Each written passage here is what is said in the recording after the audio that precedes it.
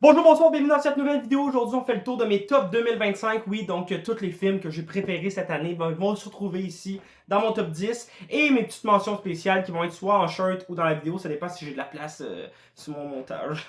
Donc, en sachant que j'ai pas vu Avatar 3 encore, Marty Supreme, Frankenstein et le film Les Furies, un film québécois regroupant un groupe de filles qui vont jouer au Roller Derby. Je l'ai pas vu. Ça aurait pu changer mon top, ces 4 films-là, mais je les ai pas vus. Si vous avez pas vu ma vidéo des flops, ben, elle est disponible sur ma chaîne, donc vous pouvez descendre, cliquer sur mon nom, blablabla, allez la voir. Si ça vous tente, vous pouvez aussi liker la vidéo, et sur ce, on commence ça tout de suite. Top numéro 10, et c'est Now You See Me, Now You Don't, donc le troisième film insaisissable, tout en bas de ce top 10, et c'est le dernier film que j'ai vu de l'année environ. Ça a un petit peu chamboulé, mais pas plus qu'il faut. Top 10, ça vaut la peine. Robin Fletcher qui retrouve son ami Woody Harrelson et Jesse Eisenberg, le trio qui a fait Zombieland 1 et 2. Très très bon film sur Insaisissable 3 qui vient donner un petit vent de fraîcheur à la franchise. Ouais, c'est une trilogie, mais il va peut-être potentiellement avoir un quatrième opus. Et c'est ça, ce coup de vent, de fraîcheur-là, ben, ça vient des jeunes, qui vient donner un nouveau dynamisme à tout ce groupe-là, parce que tous les anciens acteurs du 1 et du 2 reviennent dans celui-ci. C'est très cool, sauf Michael Caine, qui commence à être un petit peu vieux, puis ça se comprend. Le troisième film vient se placer directement entre les deux. Je trouve qu'il y a moins de défauts que le deuxième film, mais que l'histoire est un peu bien moins ficelée que la première. C'est un univers qui vient boucher un trou, un genre de réalisme, pas fantastique, même de magie réelle. C'est peut-être pas clair, mais je me comprends, c'est qu'il n'y a pas d'autres propositions de ce style-là. Fait que s'il y a un quatrième opus, je vais être présent. À la 9e position, on retrouve Thunderbolt Astérix. Et si vous avez fini le film, ben vous savez que c'est les New Avengers de Jake Shredders. Oui, Shredders. Film regroupant tous les personnages, ou même les sous-personnages et les sous-vilains de Marvel que tout le monde avait oublié ou qui n'aimait pas plus qu'il faut. Et ils ont décidé de mettre ça ensemble pour nous donner un film assez agréable. J'ai agréablement bien aimé le film, la petite chimie qui se crée entre les personnages. Dommage que ça a été un petit peu spoilé par l'annonce des sièges de Avengers Doomsday, où est-ce qu'on apprenait que la majorité du casting revenait justement pour ce 5e opus d'Avengers. Le film est mené par Florence Pugh qui joue Yelena Belova, qui est pour moi un des meilleurs personnages post-Endgame avec Shang-Chi. J'ai vraiment adoré l'audace du climax, qui est pas vraiment un gros combat action comme qu'on connaît à la base dans les films de Marvel. Et très hâte de voir qu'est-ce que Jake Schrader pourrait nous faire avec un film X-Men, parce que c'est lui qui serait pressenti pour réaliser le premier X-Men du MCU. À la 28e place, c'est pas ça, c'est à la 8e place, 28 ans plus tard. Oui, de Danny Boyle. Je m'excuse à ce film que j'ai pas aimé au premier visionnage, mais que j'ai vraiment apprécié dès le deuxième. Encore plus. Non, c'est pas vrai. C'est pas que je l'ai pas aimé, c'est que je le trouvais un petit peu trop overrated. Je trouvais que le monde était comme, oh, c'est trop bon, la franchise, la saga est trop bonne, blablabla. J'avais écouté tous les films, j'étais comme, ouais, ok. Puis j'ai réécouté 28 ans plus tard parce que j'avais plein de questions. J'étais comme, on dirait qu'à la base, le film va aller trop d'un bord puis de l'autre. Il veut nous raconter trop de choses, beaucoup de pistes qui sont lancées, pas de questions qui sont répondues. Oui, je sais que la suite s'en vient, puis ça sort genre la semaine prochaine ou dans 2 semaines. Puis c'est une couple de jours plus tard, 2 semaines, je repensais au film, j'étais genre, ah, ça c'est bien, ah, ça me fait réfléchir sur telle chose, ah, j'aime bien le passage du milieu avec la mer, avec le temple de la mort et tout. Puis j'ai décidé de réécouter, et là, j'ai donné une petite étoile de plus sur Letterboxd. J'ai vraiment bien aimé le film. Je trouve que oui, il essaie d'aller un petit peu partout, mais je pense que les suites sont là pour répondre aux questions qui n'ont pas été répondues dans celui-ci. Je pense que ça peut être une très très bonne trilogie, ben une nouvelle trilogie, les 28 ans plus tard, et j'attends seulement la suite. À la 7e position, là on tombe dans mes films que vraiment jusqu'en haut, j'ai vraiment tout aimé, encore plus que ceux d'en bas. Est-ce que vous comprenez? Comme on monte un petit step de plus là. Et ce film, c'est Caught Stealing, Caught Stealing, bref, le film d'Aronofsky, là. Fuck l'anglais. Avec Austin Butler et Zoe Kravitz. J'avais écouté la bande-annonce, j'étais comme, oh, ça va être sympa, je sais pas, j'irai pas le voir au cinéma. J'aurais dû. J'ai un ami qui est allé voir le film au cinéma, il a dit c'est vraiment bon, c'est vraiment bon. Finalement, je suis pas allé par manque de temps. Je l'ai écouté chez moi directement quand il est sorti en VOD. J'ai vraiment aimé. Tout aimé. Tout aimé. Les personnages, l'histoire, la mise en scène aussi d'Aronofsky, qui, je sais pas qu'est-ce qu'il vient faire dans ce style de film-là. Je trouve que ça sort un petit peu de sa filmo, de ce que j'ai vu même. Et on est loin de la baleine. Mais tout fonctionne, tout marche. J'ai pas de défaut vraiment à dire au film. Je me suis amusé. Peut-être que si je le réécoute, je vais trouver 2-3 affaires. Mais pas de longueur, pas rien. Tout était vraiment... À la 6e position, il aurait pu se trouver en bas, mais c'est un petit peu un de mes chouchous, ce film-là, cette année. C'est Predator Badlands. Et j'en ai déjà parlé dans une autre vidéo qui parle un petit peu plus de la saga Predator, et j'ai inclus Badlands dedans. C'est une vidéo que je suis capable de remettre ça en haut, là? Je suis capable, je suis pas capable. En tout cas, sinon, allez sur ma chaîne, la vidéo est là, c'est Predator, c'est sorti juste avant les flops de 2025. Et pour moi, c'est juste le meilleur Predator qui est sorti. Oui, c'est un très bon film de SF.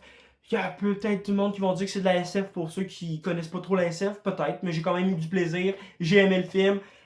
Honnêtement, je trouve que Dan Krasinski, c'est pas ça pantoute, c'est Dan Crattenburg, oui, c'est ça, oui. Lui, c'est quand même le génie de cette saga Predator. Depuis que ça a été racheté par Disney, je trouve qu'il est capable de nous réinventer plein de choses. Prey était excellent. Killer of the Killers ou Killers of the Killer. Non, c'est Killer of the Killers. C'était très bon aussi en termes de film d'animation qui proposait plein de choses dans l'univers Predator qu'on n'avait jamais vu. Et là, il était capable de se réinventer pour Badlands. Très hâte de voir qu'est-ce qu'il va nous proposer pour une suite, un nouvel opus de je sais pas quoi. Alien vs Predator peut-être. À la 5e position, celui-là, il est un petit peu de faire chier, ok? Parce qu'il a un petit peu décalé tout mon top parce que Mickey 17 était supposé être dedans et il a pas pris sa place, mais il est rentré puis il a comme... Tu sais, quand ça se déboule, là, comme des dominos, là, ben lui, Mikey Dixon, il est disparu. Et ce film, c'est Wake Up Dead Man de Ryan Johnson. Quelle bonne suite. Pas nécessairement une bonne suite, mais quel bon film qui englobe cet univers de Clive Out, mais qui est toujours une indépendance d'un à l'autre. Mais bref, c'est le meme, là. C'est pas un meme, c'est plus qu'est-ce qui se passe sur Internet quand t'as plein de bons films, là, pis t'as comme le cheval de feu. Ben là, je pense que le cheval, il brûle. Il transperce ton écran, tu comprends? C'est une trilogie parfaite. C'est une des dernières trilogies qu'on peut dire réussi de A à Z. Tellement différent d'un opus à l'autre. J'avais même oublié que c'était un film qui se passait à notre époque. Parce que c'est tellement bien réalisé, tellement bien fait. On est comme dans le monde des prêtres, un petit peu plus de la religion et tout. Casting incroyable. J'ai oublié le personnage qui jouait dans Challenger. Là. Lui, j'y lève mon chapeau. Très bon encore. Et ça fait 2 films que je vois de lui que je suis comme wow. Daniel Craig, lui, je trouve qu'il surfe un petit peu sur son Benoît Blanc des anciens films, mais qui vient nous rajouter d'autres choses qu'il nous avait pas proposées dans les autres films aussi. Donc, les cheveux longs, mais ça, je pense pas que c'est juste un attrait physique qui change le personnage. Mais il y a eu 2-3... dans la façon qu'il travaille un petit peu avec le personnage du prêtre, le personnage principal du film. Est-ce que le personnage principal, d'après vous, est-ce que c'est Daniel Craig ou l'autre acteur que j'ai oublié son nom? L'histoire se tient très bien. Moi, les whodunits, à savoir qui a tué qui, pourquoi, comment, c'est vraiment le fun. J'adore ces films-là. C'est peut-être pour ça que j'aime beaucoup Scream. Mais bref, tout ça pour dire que allez voir ça. C'est un film Netflix. C'est rare que j'encourage les films de plateforme dans mes tops et tout, mais c'est quand même une exception à la règle. Parce que ces films-là auraient dû sortir au cinéma. C'est peut-être ma plus grosse déception. J'aurais aimé ça le voir au cinéma. Oui, on a vu Glass Onion, moi puis Jake, au cinéma, il y a 2 ans. C'était cool. Mais là, j'ai manqué de temps pour Wake Up Dead Man. Fait que... fait chier. Je l'ai vu chez moi. Mais honnêtement, très très bon film. À la 4e place, c'est juste avant le podium, mais c'est un film québécois qui s'appelle Deux femmes en or. Oui, un film réalisé par Chloé Robichaud, qui est un genre de comédie dramatique de 2 femmes qui habitent dans le même bloc appartement et qui vont finir par se parler, se rencontrer une et l'autre, parce que ben il y en a une qui est en congé de maternité et l'autre qui est carrément en dépression puis est chez eux. Puis ces 2 femmes-là, qui sont quand même différentes, vont finir par se rejoindre sur plein de petits points. Il se passe des affaires. Kijiji, je sais pas. C'est très très le fun. Je trouve que c'est un beau film, c'est très bon. Les actrices sont très bonnes aussi. Laurence Leboeuf et...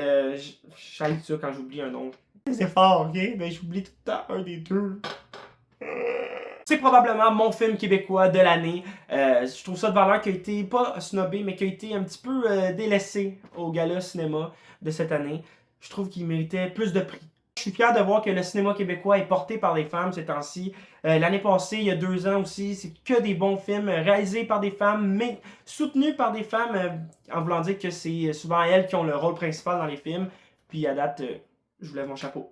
On rentre sur le podium. À la 3e position, on a F1 de Joseph Kosinski. Le gars qui nous a pondu Top Gun Maverick. Et encore ici pour F1, j'ai le même dilemme. Le fait que c'est dans mon top 3. Ça fait, à chaque fois qu'il sort un film, c'est dans mon top 3. Et je suis pas capable d'aller le voir au cinéma. Jamais. Puis c'est pas que le film reste pas au cinéma. Top Gun Maverick avait passé la moitié de l'année au cinéma. F1 a passé la moitié de l'année au cinéma. Puis j'ai jamais trouvé le temps d'y aller. Et ça me rend fou parce que c'est des films qui méritent de se voir sur un écran géant. Et parce que je me fie à l'expérience que j'ai eue chez moi. Et j'aurais trippé voir ça au cinéma, en salle. Et ça me fait chier. C'est un très très bon film. Je trouve qu'il invente rien au niveau de l'histoire des films d'auto ou peu importe. Mais ça reste très très bien fait. Et je pense que c'est ça qui m'a accroché. Je pense que même il y aurait pu être quatrième puis Deux femmes en or en haut. Honnêtement, les deux films, je les aime beaucoup. C'est juste que je m'attendais pas à aimer autant F1. C'est ça, je pense que j'avais mis mes attentes un petit peu bas sur le fait que c'est un film de char, mais un petit peu victime de son succès, un petit peu comme Ford vs Ferrari que j'ai vu au cinéma, ça par contre, de James Mangold. Et ça, j'ai trippé sur ce film-là. Pour vrai, je pense que c'est lui mon film préféré de char ou d'auto. Mais j'ai vraiment trippé sur F1. Puis si vous l'avez pas vu, probablement que vous l'avez vu. Tout le monde a vu F1, je pense. Ça mérite quand même le détour. Brad Pitt joue un Brad Pitt qui, a, qui a vécu le succès, qui a tombé au bas, puis il a été capable de se relever. Ça, c'est cool. Et sinon, là, j'ai pas l'acteur par contre, mais l'acteur noir principal, ben deuxième acteur secondaire, je trouve qu'il fait une performance vraiment cool. J'ai vraiment apprécié son rôle dans le film aussi. Et son jeu, j'ai bien aimé. Donc, son prochain film de Kosinski, c'est sûr que je vais au cinéma. Je sais pas ça va être quoi. Hein. Ils ont parlé d'un genre de film, genre Tom Cruise contre Brad Pitt en course, hein, parce que la dernière fois qu'ils sont vus, c'est avec des crocs sur les dents, dans Entretien avec un vampire. Très bon film aussi, si vous n'avez pas vu. Je l'ai écouté cette année pour la première fois. Ça vaut quand même le détour. Pour la deuxième place, qui s'est fait voler, oui, parce que pendant une longue partie de l'année, c'était lui le numéro 1. Et il s'est fait dépasser à la... pas à la dernière minute. T'sais, en réécoutant un autre film, j'ai comme fait, oh non, c'est vraiment lui. Il était égaux. Mais Sinners était comme là. Puis ce film-là, le numéro 1, a comme fait paf quand je l'ai réécouté. Sinon, je l'ai vu quand même 3 fois. 2 fois au cinéma, une fois chez moi. Très très bon film. C'est un film cool. Genre, c'est un good vibe. Genre, t'écoutes le film, t'es comme ah, c'est bon. C'est hot, c'est le fun, le fait que ce soit une histoire originale, le fait que c'est peut-être le plus grand film qui sort, ben, en termes de box-office et tout, c'est le film qui se démarque hein, du fait que c'est pas une franchise, c'est pas une suite, c'est pas rien de ça, c'est vraiment idée originale. Ryan Coogler, je trouve que sa filmo, je ne vais pas dire qu'elle est impeccable. Non, il y a quand même des défauts, mais c'est pas grave, c'est pas ça le sujet. Je m'attendais à un gros film de vampire, finalement, il nous a comme pris à contre-pied. Moi, j'aurais pu me suffire, je pense, de juste deux frères qui veulent se construire un club avec leur cousin qui joue de la musique. Honnêtement, juste ça m'avait conquis. Et le vampire, c'est juste un petit bonus. Un de mes meilleurs moments en salle cette année, c'est la grosse scène de musique au milieu du film. Hein, tout, qui va toucher au passé, au futur, tout ça, c'est vraiment cool. Puis pour ce qui est de la suite, pas besoin d'un Sinners 2. Hein. Honnêtement, là, ça suffit à lui-même. Si jamais. C'est parce que j'ai peur qu'il scrape le 1 en faisant trop de spin-off, de suite, de plein de choses de même. Mais je pense pas que Ryan Coogler ça tente de s'embarquer là-dedans. On verra. Mais sur ça, Sinners, un des meilleurs films de cette année, clair et net. Deux, trois petites mentions spéciales. On a Earth Highs, film de comédie romantique et de slasher, qui font un bisou. Et ça nous donne ce slasher-là de comédie romantique, comme je viens de dire, qui est un petit vent de fraîcheur hein, dans les slashers. Ça réinvente rien, hein, honnêtement. C'est juste que le tueur est quand même très badass avec son costume. Il y a un meurtre qui m'a resté à l'esprit à la fin du film. Ça se passe dès le début. Dès le début, je ne sais pas, mais ouais, c'est ça. Bienvenue au Québec. Qui se passe dès le début du film, dans un vignoble, je dis ça comme ça va peut-être donner des indices à du monde, mais peut-être que non. Peut-être que j'y aurais pas pensé moi non plus. La Saint-Valentin arrive là dans pas long, fait qu'avec vos amis, votre copine, peu importe, votre copain, écoutez ça, pour vrai, ça vaut un petit détour. Ensuite, de Matérialiste de Selling Song, qui aurait pu être dans le top, qui a passé à ça, là. Genre, si j'avais 11 places, c'est lui qui était à la 11e, vous comprenez? J'ai vraiment aimé ce film-là. On a écouté, moi puis ma copine, les deux films de Selling Song quasiment dans la même semaine. Donc, Past Life et de Matérialiste. Deux films qui sans être la même chose, se ressemblent sur certains points. Je trouve tout ce qui est triangle amoureux, elle maîtrise vraiment ça de main de maître. Matérialiste qui est potentiellement la meilleure comédie romantique de l'année. Ma dernière mention spéciale, c'est Jurassic World Rebirth, qui est loin d'être le meilleur film de la saga. Je vous le donne, oui. Mais ça reste quand même le meilleur film que j'ai vu cet été en termes de, tu sais, le gros Big Tree qu'on attendait en juillet. Donc Superman, 4 Fantastiques et ce Jurassic World. Le film, comme j'ai dit, c'est pas le meilleur, mais tout ce qui est en passe marine qui faisait penser plus au film Mégalodon 1 que le deuxième. Mégalodon 2, voilà. Le genre d'ajout des hybrides dinosaures, c'est un petit peu comme si on tirait dans une flaque d'eau, c'est ça. Un péton mouillé, ouais, c'est exactement ça, c'est un péton mouillé. On vous vend ça, là, essayez ça. Dans le fond, quand j'y pense, j'ai vu plus de memes sur le D-Rex qu'on l'a vu dans le film. Ouais. Et mon top 1, mon film préféré de l'année pour moi, c'est Bring Her Back des deux frères Philippou, les deux Australiens qui viennent de faire un back-to-back assez incroyable en horreur. Comme j'ai parlé dans ma vidéo des flops, un film d'horreur c'est facile à rater, mais quand tu le réalises et tu le fais très bien, waouh, comment ça peut donner une belle petite pépite comme ça, c'est incroyable. Mais pour tous ceux qui ont vu le film, quant à loupe, couteau, vous savez de quoi je parle, hein, on connaît les bails. C'est peut-être trop hard pour commencer dans les films d'horreur si vous n'êtes pas fan de 1, puis si vous avez jamais commencé ça. Je veux pas trop en dire sur ce film-là, à part le fait de allez-y, puis honnêtement, j'attends juste le troisième film des frères Philippou, à savoir est-ce qu'ils vont nous réaliser un autre banger. Je sais que Talk to Me 2 est supposé être en cours de production, il est supposé de sortir, ça va être pour cette année ou l'année prochaine, je sais pas, mais j'ai vraiment préféré Bring Her Back, malgré que Talk to Me était excellent aussi. Même chose, j'ai une autre vidéo sur internet qui parle de Bring Her Back avec des amis, c'est sur les chialeux du Cinoche qui parle du fait que Bring Her Back était potentiellement le meilleur film de l'année. On parle un petit peu aussi de Talk to Me, fait que si ça vous intéresse, allez-y. Je sais pas que je suis capable de faire un link là ou non. En tout cas, sinon le lien va être dans la description de la vidéo pour ceux que ça intéresse. Sur ce, je vous dis un gros merci d'avoir regardé la vidéo. Likez, commentez. Vous pouvez me dire vous aussi vos tops de l'année. Je sais qu'il y en a qui ont réagi aussi au flop. Ça me fait plaisir d'interagir avec vous, en autant que ça crée des échanges qui restent dans le respect. Hein? Yes! Fait que, on aime ça parler de cinéma, je sais que ça éveille les passions de plusieurs, donc je serais content d'échanger avec vous dans les commentaires, que ce soit sur les shorts ou dans les vidéos normales comme celle-ci. Donc merci beaucoup, et je vous souhaite des meilleurs films possibles et une meilleure séance en salle pour 2026. Sur ce, je vous dis à la prochaine pour une autre vidéo. Ciao! Et ça devrait être les achats de 2020, fin 2025. Fait que ciao! Bye! Merci!